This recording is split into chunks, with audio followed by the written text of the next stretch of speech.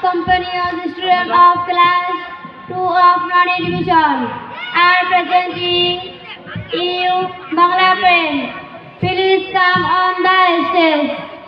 এবার আপনাদের সামনে একটি কবিতা নিয়ে আছে রাউজাতুল আতফাল নুরানি বিভাগে দ্বিতীয় শ্রেণীর ছাত্রছাত্রীরা।